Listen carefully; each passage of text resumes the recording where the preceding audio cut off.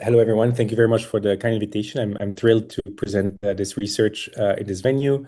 I'll discuss some work that we've been doing on the notion of decentralized pricing for matching platforms and service platforms. And we started this work a couple of years ago with Ömer when he was a PhD student at the London Business School, and he's now joined Singapore Management University. He's been really driving a lot of the results that I'll discuss today, and my wonderful colleague Chiwei from UC Berkeley. And I started thinking about these problems when I was actually a practitioner at Uber Technologies and thinking about issues of price control for ride-hailing platforms. So the model I describe is very much inspired and shaped by some of the events and some of the evolutions of these platforms. But it is fair to say that we're trying to take a more abstract perspective on this question, which I think is relevant beyond ride hailing. So just to give a little bit of context, so when we think about the digital economy and what people call the gig economy, we're really thinking about a lot of workers in all over the globe who are dependent on these platforms for their livelihoods. So in the US and Europe alone, you have about 100 million gig workers. And about a third of them works on ride-hailing or delivery platforms like Uber, Lyft, or Deliveroo.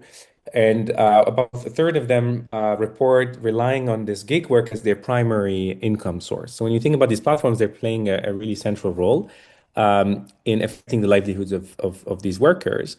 And for the past decades, there's been growing scrutiny and concern about how much control, how much power these platforms have on the workers, on the contractors that are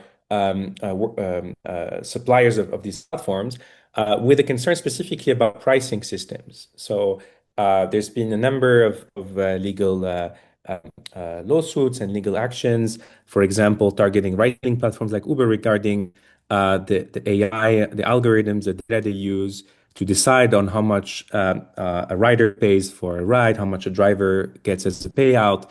And increasingly, of course, these algorithms have brought more complexity, which means also like less transparency.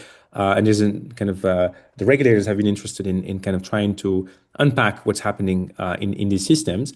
Now this talk is not going to focus on kind of the inner workings of the systems, but whether and to which extent the mere existence of these this control via algorithms affects welfare.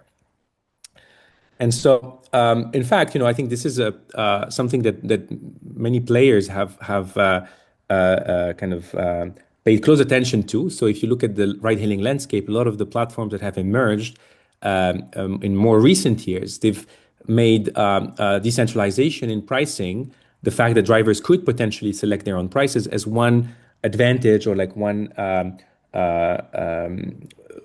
way of attracting the drivers to these platforms. So, for example, Bolt, who has gained a lot of traction in Europe, kind of from the get-go, has put an emphasis on the fact that drivers want to control prices, their own prices, and they've built systems and pricing designs that allow some degree of flexibility for the driver. So what it looks like is that if you're a driver on Bolt, you can activate this so-called decentralized pricing system where you could select how much you want to earn per distance, and that's becomes some sort of reservation price on how much you can earn from completing a trip.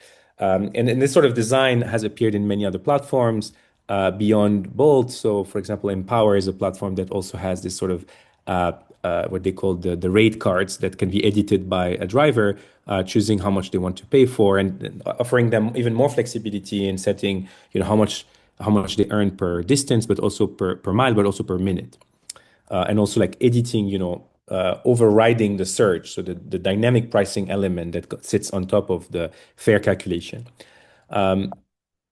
So my own kind of interest in these questions actually started with back in 2020 when a new legislation was passed in California called the Assembly Bill 5, which essentially sets stricter criteria for workers in the gig economy, particularly for workers in digital platforms to be qualified as contractors, as independent contractors, which is the legal status that they had enjoyed so far in the gig economy. And so, without going into too much detail, they set some stricter criteria to say that a particular worker is actually an independent contractor and not an employee of a company. And this was known as the ABC test. So there's a number of criteria that had to be filled. And one of them, and I want to highlight here, is that it was there was a burden on the company like Uber or Lyft or any of these platforms to show that independent contractor is actually free from the control of the hiring entity. And this sort of freedom, this type of freedom, in particular, means that they have a say on their earnings and the pricing. And so when this came up, many platforms were forced to change the way they operate and to introduce different designs. So the way that Uber, for example, dealt with this legal change to the legal landscape was by introducing what they called auto pricing, and this was also like a toggle on the driver app that allowed the drivers to that allowed the drivers to activate this feature and then select a multiplier, and that multiplier was essentially compounded to the fare price that was calculated by the platform, so the driver could choose whether they wanted to be like more expensive or less expensive than what was calculated by the platform. And so this design is a bit similar to the one that I showed you earlier, but allows less flexibility. And what was quite interesting is that a few years, like a year later, actually, this feature was rolled back by Uber by stating that these decentralized prices were not sustainable, that they led to a degradation of rider experience, which was visible in the fact that many riders started canceling. And so there's an article here that I'm linking where some of the communication that the platform Uber put forth at that time was that more than 80% of the riders canceled when they were matched with a driver. So what this suggests is that the writers would quote unquote kind of strategize and game because they knew that prices would fluctuate more since they were controlled by the drivers, and in some ways they were incentivized to cancel and bide their time and wait to potentially have a lower price. And Uber kind of put this as a central argument to rolling back this feature, and at the same time they also funded a proposition that was voted in November 2020 that exempted, in fact, ride-hailing platforms and a lot of the delivery platforms from this ABC test. And so eventually, this relaxed the legal constraint that was put on these platforms. And so I think the goal of the research is really to try to understand, to kind of theoretically understand through a model to which extent decentralized pricing would be sustainable in the kind of market environment that ride-hailing platforms and beyond face. And I'll get back to what are the essence or the characteristics of these markets that we want to capture, and understand whether this sort of degradation of the matching, which is the core function of this platform, is a kind of inevitable consequence of introducing greater flexibility in pricing. And so this is the kind of the research question, and also trying to understand how we can overcome potentially these limitations. So can we maintain flexibility in pricing while ensuring that the market is functional? But at the core of this, I think I can explain with a very simple picture what is the trade-off? What are the advantages and disadvantages? What are the trade-offs at play when we think about decentralization in this context? So on the one hand, we can think about the fact that in a decentralized pricing system, if the platform is Uber doesn't kind of dictate what the price is, then each supplier, so in the context of ride-hailing, each driver can leverage their own private local information to select their prices. So I can imagine that, for example, the suppliers might face different costs, fixed costs, variable costs. And this change in cost means that their willingness to work at different price points might not be the same. And so if you're a platform and you're trying to leverage this information, so first of all, this information might be dispersed and very hard to acquire. You might not be able to learn exactly what is the cost structure of the workers. Maybe this information is not even available. But even if this information was something that you could learn through kind of machine learning algorithms, kind of quite accurately, this potential information you cannot, use to personalize, customize the payouts and that go to your suppliers. So even if this information is available as a platform, I think typically you cannot personalize to the level that you would pay different prices to different suppliers for the same job. And so this is potentially one benefit of decentralization, is that not organically, naturally, in the way that the market, the equilibrium will arise, different workers might select prices that are aligned with their cost structure. And so what might happen, and like, the case for decentralization is that maybe you can achieve greater supplier participation. And surprisingly, if you look at some of the incumbent platforms that have arisen in the recent years that are not maybe the most established platforms, they have leveraged, unsurprisingly, decentralization as a way to drive more suppliers and drivers to their platform. So this again kind of illustrates this idea that maybe you can achieve greater supplier participation. Now, of course, the downside of this is that as a platform, you kind of lose control over the prices. And then depending on what kind of equilibrium arises, we can have potentially competition inefficiencies. And we're going to really focus on a class of models and setups that are trying to represent the matching process, the search frictions that arise from the interaction between customers and suppliers. So in the specific context of like Uber that I presented earlier, this would mean for example, that it might take longer for a rider to be matched and assigned to a driver, and that this is what I mean by search frictions: is that it might take longer. There's a greater risk of cancellation. There's maybe lesser throughput from the market. So this is really the trade-off that we want to capture and understand whether decentralization can be beneficial to social welfare compared to a centralized price mechanism that is controlled by the platform.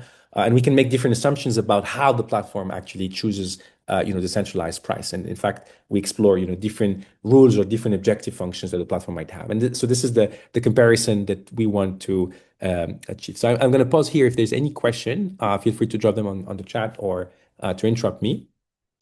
But before kind of showing you a formal model, let me just toy with a very simple example, just to illustrate that this trade-off is not vacuous. So that in fact, we can really think about decentralization as potentially beneficial for welfare. And so this example is really a bit contrived. And in fact, it's telling the opposite of the main story of the paper. It's still just to make the point that there is a trade-off here at play. And before we kind of model the system and kind of analyze things, we may want to think about this trade-off. So let me think of a two-sided market, and we're going to use the same convention in setting up our main model.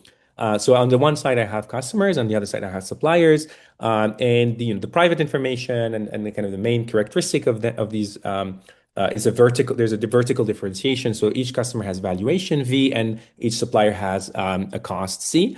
And to make things very, very simple in this context, let's assume that we have one customer type that has valuation 1 and two supplier types that have costs either 1 or 0.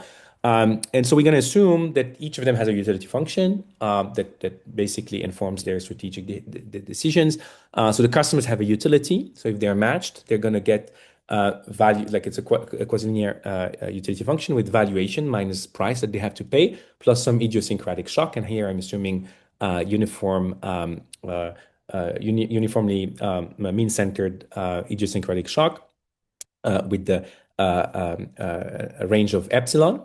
And then the suppliers, what they earn is basically the payout, the price that the customers pays, P of C, and the cost of serving the customer. So there's no fixed cost. There's only a cost for service.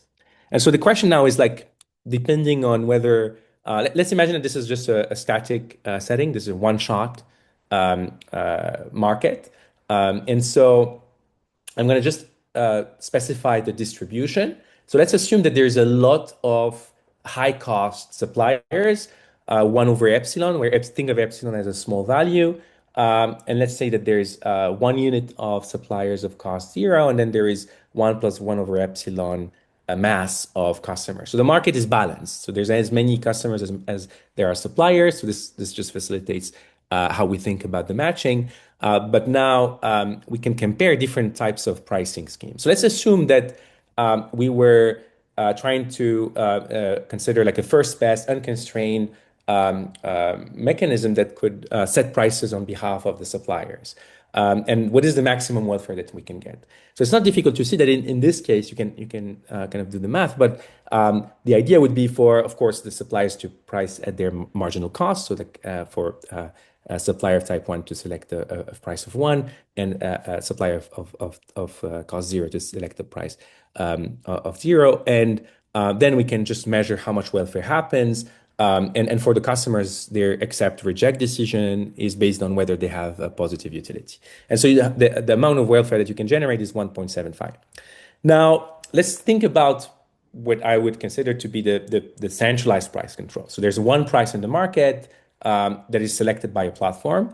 Now, this platform doesn't observe the cost of the supplier, so it chooses one price. Let's assume that it also wants to select the price that maximizes social welfare.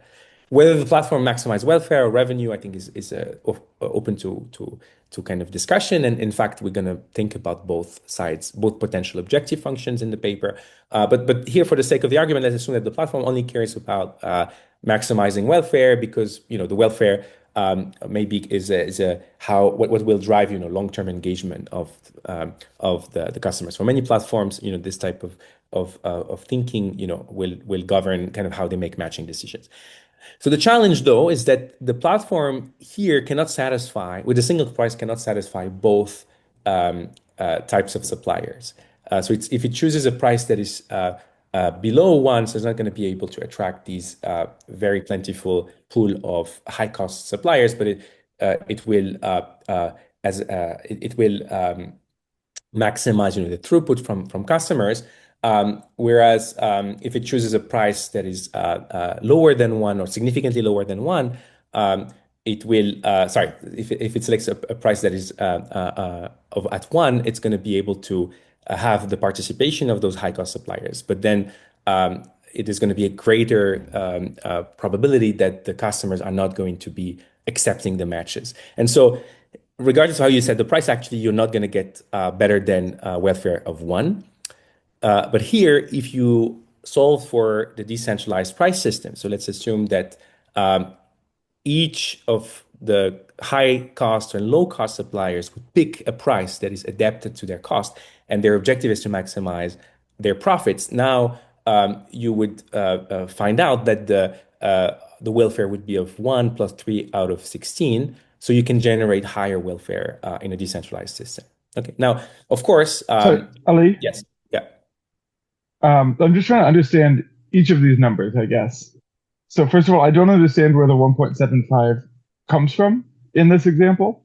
Like, there's obviously a utility of 1 for customers that match to low-cost suppliers, but somehow the other 0.75 is coming from the high cost. Like, am I Yes. supposed to understand where these numbers came from, or am I supposed to just trust you that these are right? You can redo it, but I think you can trust me that these numbers are right. I think they're right. So it comes from just analyzing how much revenue you would get from each of them. Yeah. But I guess So if so. you select the The price. uniform minus epsilon to epsilon, that's like an idiosyncratic. Oh, sorry, go ahead. Does that depend on which supplier I'm matched to, or is that just like So the market is balanced, so everyone is matched. Everyone is matched here. So it makes the analysis easier. So we have we're gonna just match everyone with the customers, right? If they enter the right? But I market. guess when you say the customer utility is V minus P plus 0.5 times this uniform, Right.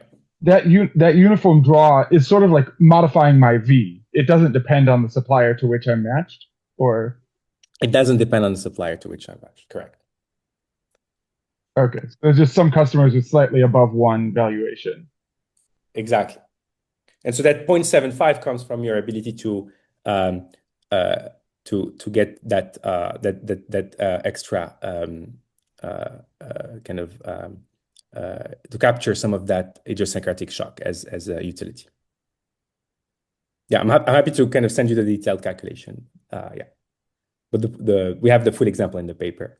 So there's going to be a gap between the first best and the decentralized and the platform set price. But what I want to kind of emphasize is that the centralized price here is worse than the decentralized price. So basically, what we want to do in the remainder of the paper is really trying to um, uh, kind of build on this example and think about a richer model of dynamic matching and pricing with strategic customers and suppliers. And so the big difference with this example is we're going to think about how both customers and suppliers optimize for the long run. So they're going to be thinking about a repeated match process. So the process doesn't end after one shot. There's going to be repeated interactions between the customers and the suppliers that will, of course, make the model much more complex in terms of trying to analyze it. We won't have like any very explicit, like, a formula in some cases. But the crux of it is we're going to be able to characterize what is the equilibrium and be able to compare the centralized and the decentralized pricing controls.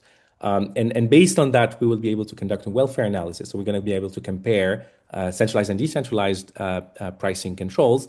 And it's essentially going to be two takeaways. So first is that decentralization will create competition inefficiencies and search frictions. So contrary to the example I showed you, typically decentralization will be achieving lower social welfare than centralized price control. But in some cases, we can show that decentralization, we can overcome these inefficiencies when the markets have some good properties. Now, it turns out that these good properties do not really coincide with markets like ride hailing. So you need to have a market that is patient so that the agents are willing to engage in the search process. And that they need to be balanced, that there shouldn't be an excess of demand or supply. And these are the types of markets where decentralization will be more fruitful. And so toward the end, I'll go more on the kind of theory, take a more theoretical lens throughout in the next couple of slides. But at the end, I'll go back to what this might mean for these types of markets. Okay, so that's the agenda for the remainder of the talk.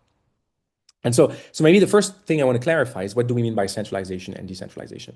So here we can think about it like in a kind of under a more general lens as that there is a menu of prices that might be feasible. So we're going to denote that by an interval, P min, P max. So there's going to be lower bound and upper bound. And you can think about a centralized SaaS system as one where there's no flexibility. So the minimum price and maximum price are exactly equal. There's still potentially the platform might still decide on what is this minimum and maximum price. So that's why we call it centralized, is because the platform designs, this single price. Now, in the decentralized setting, there is no lower bound and upper bound. So the minimum price is 0, maximum price is infinity. So we can think about it as having no constraint. And then another setting that we analyze in the paper is a semi-centralized setting in which potentially the platform kind of sets, some minimum and maximum price that are non-zero and infinite. So they're hard bounds. And as I've shown you in the picture, that is the kind of design that we see in practice. Now, of course, if these bands are very loose, then we're essentially back to the centralized system. So for the major part of the talk, I'll focus on the centralized and decentralized, trying to pitch one system against the other and compare their effect on welfare. And just to kind of from the get-go address some comments. So first, I will assume that the platform type, whether it's centralized or decentralized, is exogenous. And for the centralized platform, I'm going to assume that it has a certain objective function. So for example, the centralized platform might choose the price menu in such a way that it maximizes the total social welfare, or it might be that it maximizes total revenue or maximizes profit. So we can model these different objective functions. But this is exogenous to the game. And then the second aspect that I want to emphasize is that there is no segmentation or personalization by the centralized platform. So I'm assuming that the platforms cannot, and that's the meaning of having a centralized price control, is that there is a single price. Okay, so there's no possibility for the platform to discriminate as going to pay more certain suppliers or pay less other suppliers. From its perspective, it doesn't observe these are all latent information. It doesn't observe the prices, it doesn't observe the valuations. So now in practice, of course, the platform can accumulate a lot of data on the drivers and can accumulate data also on the customers. And I think there's a rich literature on how this personalization and segmentations come into play. But when we think about these areas, there's always going to be some limitations to it, to the extent to which platforms can actually exert personalization and use personalization. And so we can think about the model as sitting precisely within the boundaries of what platforms can do in terms of personalization. And even if they have this information, I think just a few days ago, there was another legal challenge to ride-hailing platforms in terms of personalization, because I think it is considered that this is not something that platforms should be doing. So that's the perspective that we're going to take. So there's not going to be any segmentation or personalization. And so what I'm going to focus and dive into is really to understand the search process, the matching process that happens between the interaction of customers and suppliers. And this is not going to be a one-shot matching. It's going to be essentially a dynamic model, a dynamical system that will repeatedly attempt to match customers with suppliers. And each of them makes decisions in this process. And we want to take the system to the steady state. So we're going to analyze the system on the long run, the equilibrium that arises from the strategic interaction of customers and suppliers. And so this is going to be a deterministic, fluid, dynamical system. So we will measure customers and suppliers as a continuum of infinitesimal agents on each side of the market. Just to normalize things, we'll assume that customers have a maximum valuation of 1 and the suppliers have a minimum cost of 0. So that's the minimum level of each. And then the kind of this, I'm going to describe to you the dynamics and the sequence of events, but think about it as suppliers choose prices and customers choose whether or to accept or reject matches. And by and large, this describes, again, is motivated by the example I gave you, where the suppliers, the drivers would select prices or based on these fair multipliers. And then from the consumer's perspective, you get matched, and then you can decide to accept or reject the match that you have. So cancellations are very common in ride hailing. If we abstract away from ride hailing, you can think about it as a search process. So you're as a customer, you will go over different suppliers and you will decide whether you want to accept or reject them. And this will introduce the sequential nature of the model. And so we're going to have multiple rounds, which represent either a batch matching or represents one step in the sequential search. And so at the beginning of each round, so I'm going to go into one round just to show you what is a sequence of events. So within a round, we'll assume that there's arrivals of new customers and arrivals of new suppliers, and these are fluid arrivals. So there's going to be a mass lambda S of customers and a mass lambda C, not lambda B as in the slide, of suppliers. The valuations and costs are going to be uniformly drawn. So I'm going to assume that the distribution of the valuations and costs is uniform. So this represents a linear supply curve, linear demand curve. So that's very different from the somewhat contrived example that I constructed at the beginning, where I had this very kind of clustered distributions. So everything I'll talk about for the most part of the talk will focus on the linear demand and supply curves, because perhaps more representative of realistic markets. And even in this setting, I think we're also trying to understand how tractable the model is. So towards the end, I'll show you some numerical results that we've done with more general distributions. And so the second step after agents arrive is they decide whether to enter the market or not. And this entry is, think about it as they enter the market if they will have positive net utility from the interactions with the other side of the market. So the third step is now uniformly random matching or search. So the way we model the interaction is that we will draw uniformly at random customers to match with suppliers. And of course, if there is more customers or more suppliers in the market than the other side, some of them will be left out. And we assume that these are also uniformly drawn. So if there's the exact same number of customers and suppliers, you can think of it as just a permutation. But if there's more customers or more suppliers available, then only a fraction of them will get to be matched with someone from the other side. And I'm showing you here one example is we matching customer with valuation V to a supplier with cost C. So the supplier has a price P of C, and so the profit they would generate is P of C minus C. Now the consumer has the decision to accept or reject the match. So their net utility will be V minus the price, so the valuation minus price, plus this random shock that I was mentioning earlier. That's also assumed to be uniform between minus epsilon and epsilon. And so I will describe, what is the strategic behavior of the customer, but what we're going to model is like a customer that is thinking on the long run about whether it's worthwhile to accept the current match they are facing, which would generate some level of utility, or whether they want to kind of stay in the system and potentially have another match later that might generate greater utility. So we really want to model this sort of dynamic program as a kind of the behavioral premise for the customers.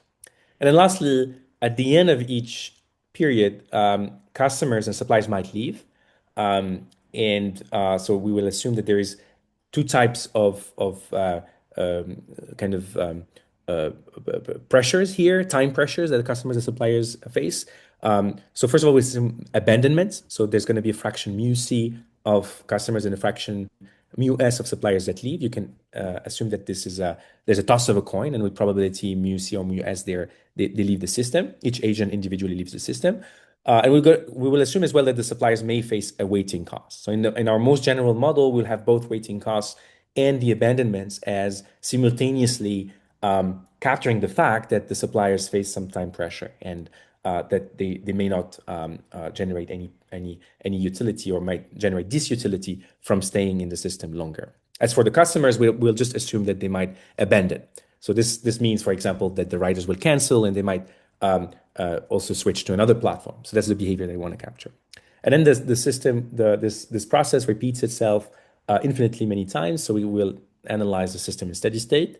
So to be more formal, what we consider is a notion of stationary equilibria, whereby what we'll assume is that the strategies that the agents select should be in best response to each other, given a certain stationary distribution, which is a fixed point of the dynamical system. And so to be more concrete, we'll assume, as you can imagine, that the suppliers will pick prices that maximize their expected profit. So given the price menu, P min, P max, a supplier of cost C will pick a price PC so as to maximize the expected profit from the repetition of these multiple rounds of interactions. From the consumer side, it's not difficult to see that this accept reject decision is really guided by some threshold policy. So the optimal accept reject policy is based on a threshold. So given their evaluation V, they will select a threshold tau of V that maximizes the expected surplus over the entire horizon. And then finally, the third requirement of the equilibrium, of course, is that everything is in steady state.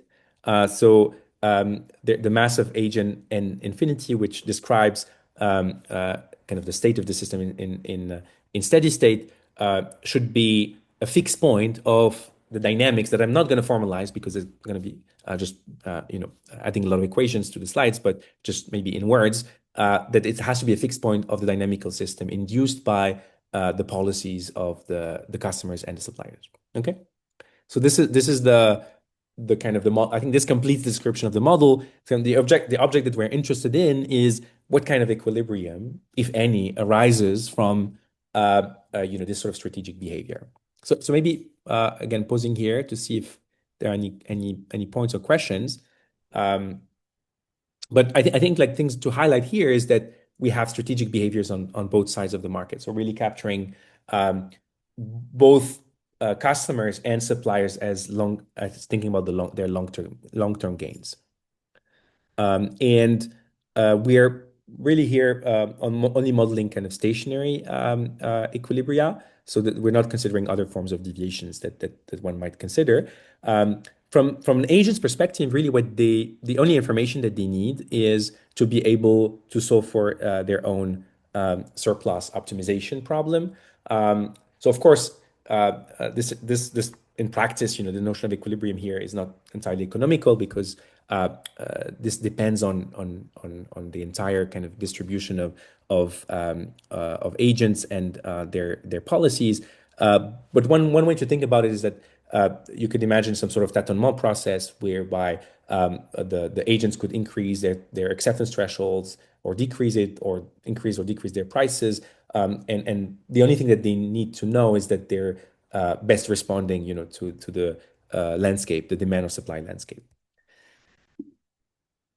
So this work kind of connects to quite a few streams of literature. I'll go quickly on them. There's a kind of important line of work now on dynamic matching that tries to analyze matching systems in which you have abandonments in the system, where agents might leave the system.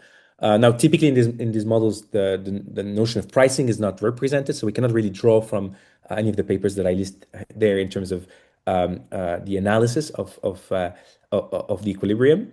There's, of course, a long-standing line of research on search in two-sided markets and labor markets specifically. And our work is more closely related to the paper by Canoria and Saban in 2021 that focuses on search, does not include pricing, and in fact lists, the introduction of prices as one potential extension. And so our model really draws from that framework. Now, more closely to our work, there's been in the recent years quite a few papers that have emerged in this area, trying to think about matching with endogenous prices. Many of these papers do not consider per se the question of centralization versus decentralization, with the exception of the paper by Cachon, Disdara, and Tsoukalas. But that paper is more interested from a contract design perspective, and not so much focusing on the search frictions and the matching process. And then finally, this question of centralization and decentralization is, of course, very central in economics, since the works on economic calculation. So, kind of loosely speaking, this work is connected to that question, as we're kind of essentially asking whether kind of centralization can be beneficial to kind of a free roaming system in which the market finds prices in equilibrium. And so let me just briefly kind of mention some of the challenges in trying to analyze this system. So I think the first order question here is, can we say something about the equilibrium? Is it tractable? Can we characterize it?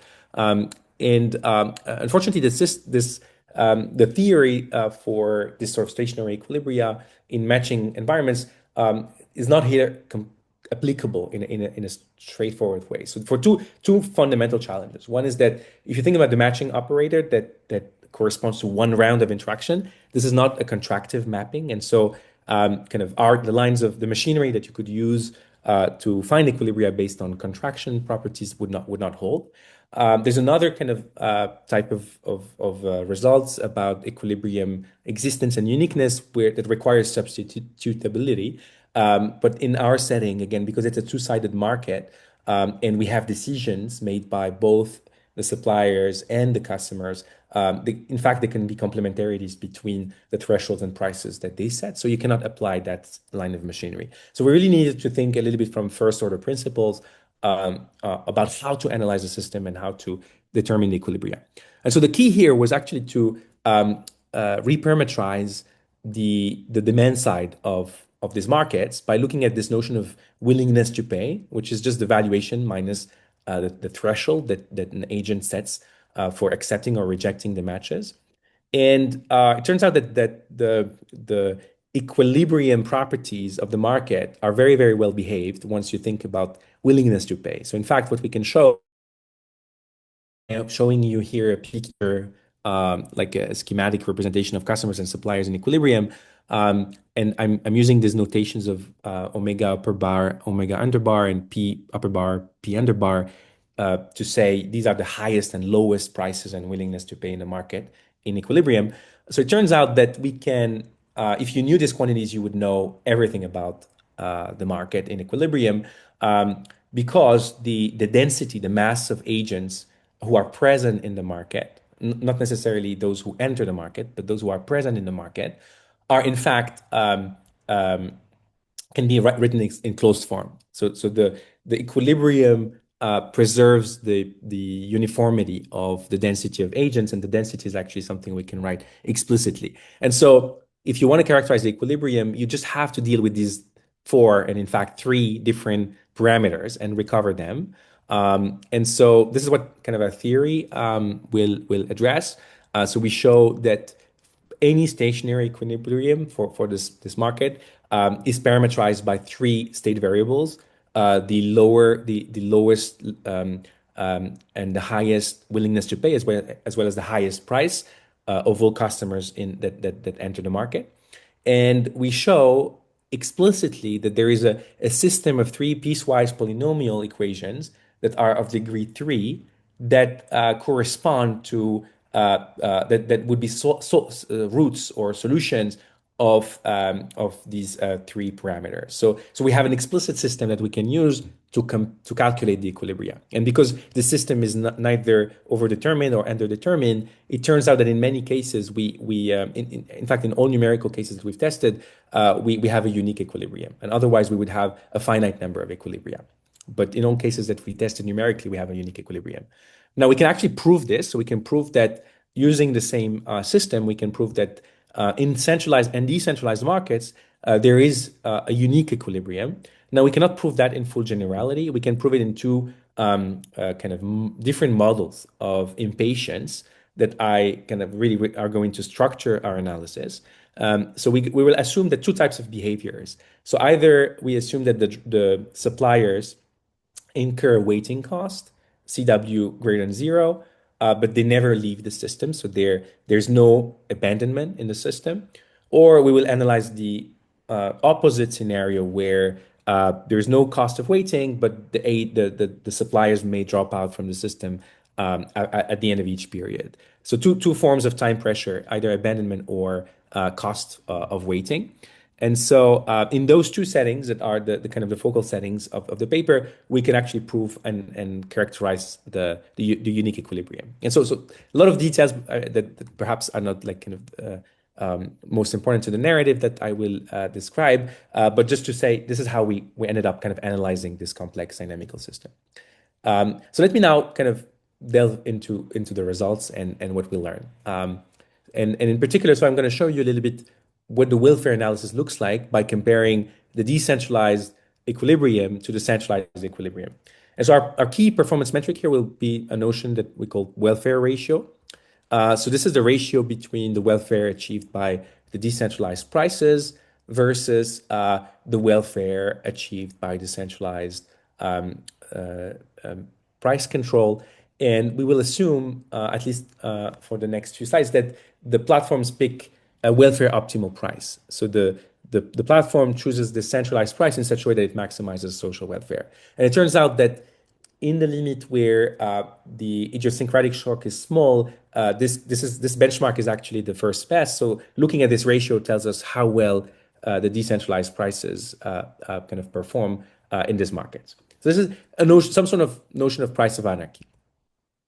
And so I want to introduce also the second kind of quantity here, R, which is the supply to demand ratio. So remember that lambda S, lambda C, these are the arrival rates in every period of suppliers and customers into the system. And so a critical quantity for us will be the ratio. How much oversupply, undersupplied is the market.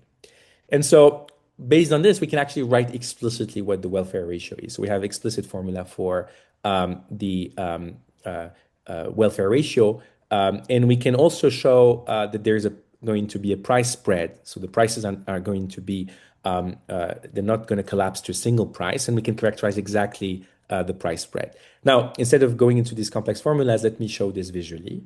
What I'm going to represent on this plot is as a function of, on the y-axis, the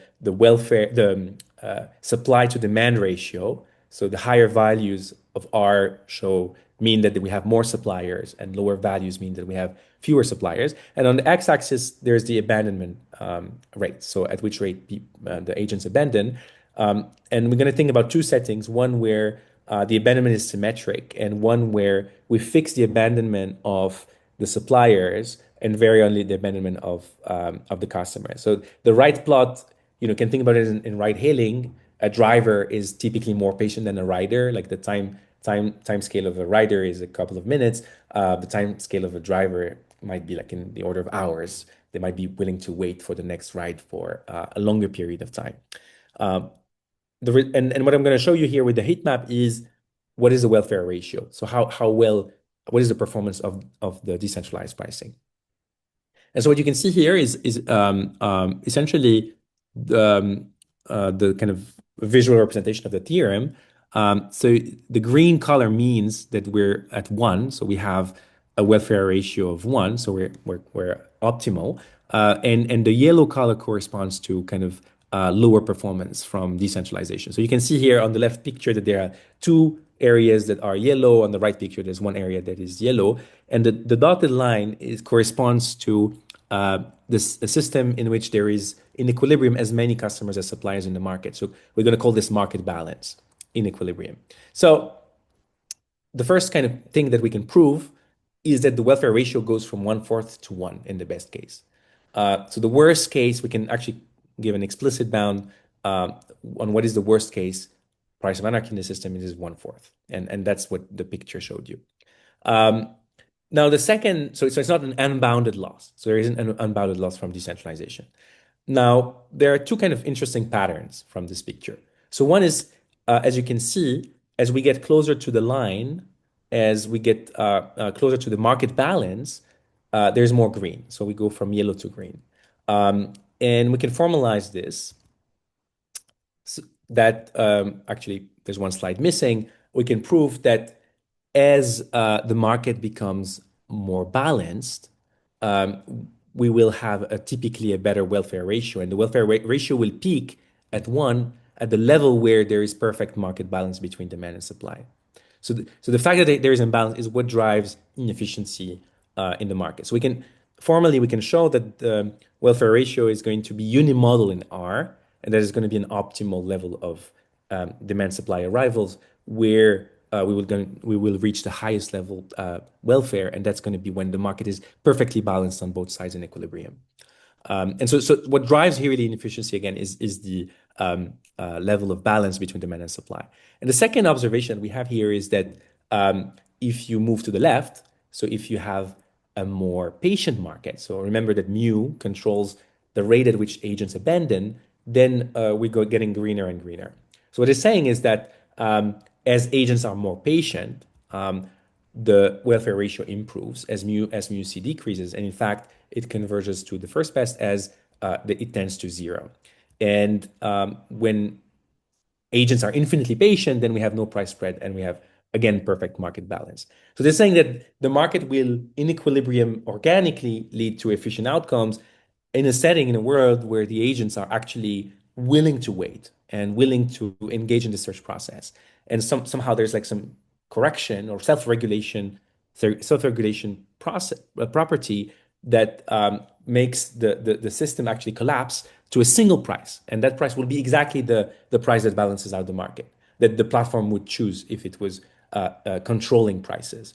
And so there's here perhaps a kind of a connection with the quotient insights that you can think of mu as the effect of having fewer abandonments as in some ways rescaling time in such a way that we have more frequent trades happening between the agents before they leave the system. And this property kind of drives the fact that we achieve efficiency. And so what this is saying is really that decentralization will be much more adequate if we're in a time insensitive market. And so if we think about the landscape of different gig economy platforms out there, ride hailing is one where time sensitivity matters, at least in most cases. If you think about like the experience of ordering on Uber or Bolt, like typically the time scale of agents here is going to be in the order of minutes, and so this doesn't really allow for this sort of self-regulating process to occur. Whereas if you think about other markets like freight markets, for example, whereby the matching process is actually asynchronous to the work performed by the agents, their time is not really a constraint. It's not the bottleneck. So in such markets, potentially like decentralization is what should be followed. And in fact, this is what most platforms do, is that they will allow a lot of flexibility from the workers in these types of markets. But this is also saying that for ride-hailing platforms, if they want to be decentralized, they need to kind of invest in a very, very different type of experience as well, to shape the expectation of the demand and the supply in such a way that agents are willing to exert this effort to find, prices in equilibrium. And so we can actually look at the price structure. We have also explicit expressions for that to understand what's happening in the market. And so I'm showing you on this picture, on the y-axis is the price is going to be the price distribution, and on the x-axis is the level of excess supply versus demand. So the ratio between supply and demand, the what we call the supply-demand ratio. And so you can see here different lines. So the dotted line corresponds to the centralized first best price, which is essentially the price that will balance demand and supply. And unsurprisingly, as there are more suppliers in the system, prices have to drop. And so that's what the curve represents. And then if you look at the blue and pink and gray areas, this shows you the distribution of prices that arise in equilibrium in a decentralized market. And so there's two kind of observations. One is that we have a price spread, and the more impatience, the greater mu. So the different colors correspond to different values of mu in a symmetric market. And so if mu is higher, you have a bigger price spread. But the other observation is the position of these curves relative to the first best. So if you look at a setting where we are constrained by the supply, then in that setting, the prices that arise in equilibrium tend to be lower than the first best. So in some ways, the equilibrium prices, there's like potentially here over competition between the suppliers. So there's some sort of competition inefficiency. That's how I interpret these results that drive prices to be too low in equilibrium. And if we look at the other side of the equation, when we have an excess of suppliers, then what we see is that the prices of the decentralized system will typically be higher than those of the first best. So the platform will be more aggressive at cutting prices than what happens in equilibrium. And this, again, suggests some sort of competition inefficiency that drives these results. And so if I go back to the kind of maybe original motivation for this work, and we think about kind of closing the loop here, I think the experience that was reported by platforms in California about introducing this decentralized pricing is quite well aligned with the theory in that, so first of all, we're seeing that this notion of cancellation, so it goes back to the level of patience. So when we have cancellation, it means that the writers are kind of impatient, and that goes to kind of the impact and the role of patience in these types of systems. And the fact that the writers are canceling on drivers that have large prices, so also might suggest that the prices that arise from the equilibrium might be inefficient, and the writers are kind of responding to that. So in some ways, the theory kind of can give some justification or some alignment with the observations that happen from testing this in the real world. So I want to, before closing up, just mention that in practice, a platform may not be willing to do kind of welfare maximization in the way that it sets prices. And so we also consider a different paradigm, a different kind of objective function. So what happens when the platform is, in fact, trying to maximize revenue? And here, I'm showing you the same two plots. So on the left, the heat map represents the welfare ratio, and on the right, the welfare ratio that corresponds to either the symmetric market or the asymmetric market. And again, the right plot is probably more representative of what would happen in a ride-hailing setting where suppliers are more patient than the customers.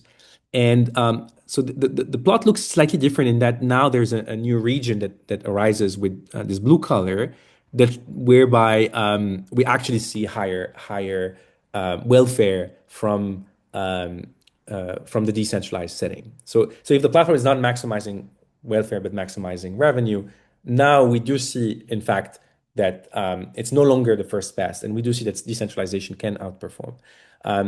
So it's natural to ask, like, is this good? Is this beneficial, let's say, to the suppliers? But it turns out that this blue region actually corresponds to a demand-constrained market, and so the interpretation is in fact that it's not so much the suppliers, but the customers that would benefit from decentralization.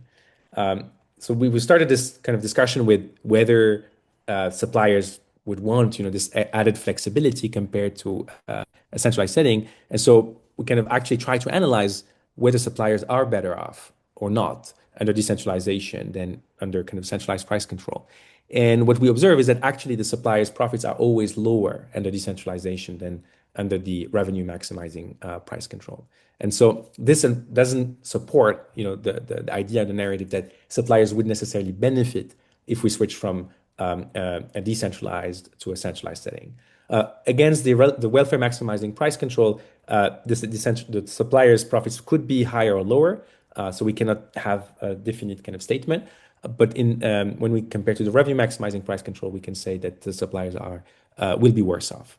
And so this also suggests that at least a kind of a naive or direct implementation of this decentralization scheme is not necessarily going to benefit to the side that wants to exert this flexibility. So, for sake of time, I'm not going to kind of analyze the other model where we have waiting costs instead of abandonments. I'll just kind of give the highlights. I mean, a lot of the insights will be the same. Maybe the main difference is that there is no price spread anymore. If we're in a model where the suppliers are completely dedicated to the platform, they never leave the platform, they're just exerting this waiting cost, then the prices will all converge to the same level. However, we have the same picture in terms of competition inefficiencies and the fact that market balance is really what drives welfare, with the following kind of perhaps apparent paradox that now that we have waiting costs, the waiting costs can actually either increase or decrease the welfare ratio, depending on whether we have an excess of supply and demand. Because these waiting costs being incurred by the suppliers can actually act as a screening device to kind of limit the entry of the suppliers when there are too many suppliers. So in fact, we can show that there's always a level of waiting cost that can perfectly balance the market and that can actually achieve the first best. So interestingly, this can also say that if platforms are willing to give up the price control and give flexibility to the workers to set prices, there's another interesting instrument or incentive that they can use to try to regulate the imbalances, which would be precisely like trying to act on the cost of waiting. And in fact, there's a number of markets in which there are regulation already that force platforms to pay the workers on these platforms when they're idle, where they're not doing any job, but they're kind of still logged on these platforms. So in the context of ride hailing, for example, there's markets such as New York where there's a minimum wage regulation and there's a compensation for idle time. And so our kind of theory suggests that if we think now about this lever as a new kind of incentive that can be designed by the platform, then the platform can restore market balance and can fix kind of the inefficiencies from decentralization while giving the suppliers control. So it's an interesting kind of alternative perspective on how platforms can basically make these markets more efficient. We conduct a number of robustness analysis, so going beyond the specific cases that I described, where we have explicit closed forms for the welfare. We can actually also kind of just use our polynomial system to plot and analyze the equilibria that arise for any kind of sweep of parameters that we want, and our results are by and large kind of robust. And one thing I want to highlight here is also the fact that the example that I started with that showed that the decentralization can be beneficial is actually somewhat contrived example. So when we conduct numerical analysis on beta distributions of different shapes for the valuation distribution and for the cost distribution, we actually do not find examples where decentralization is better than the welfare optimal centralized price. So the sort of the value of it seems like the value of price discrimination is actually much lower than the value of being able to regulate the excess and supply of demand and the imbalances between demand and supply in these types of markets. And then lastly, we also analyze the semi-centralized settings where actually we have you can curb some of inefficiencies, but you will sacrifice flexibility. So there's like really a trade-off by looking at that setting. All right. So just to summarize, our kind of main finding is that introducing flexibility in price, although this is a kind of something that seems very desirable for many of these gig economy platforms, it can actually create search frictions and competition inefficiency. It can backfire and may not actually benefit to the suppliers. However, these issues can be overcome if the market is organically or naturally patient and balanced.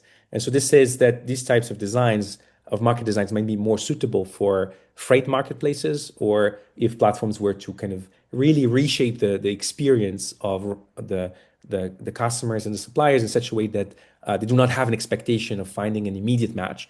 And in fact, what we're seeing is that a lot of the ride-hailing platforms that adopt these designs have also changed the experience and kind of gamified the matching process in such a way that the agents might be more patient. And I think the other finding is that giving up price control is not does not mean that the platforms don't have any mechanisms to regulate imbalances, and there are other mechanisms that the paper kind of highlights. All right, so thank you all. So this is what I wanted to present, and the paper is available on SSRN. I'm happy to take any questions.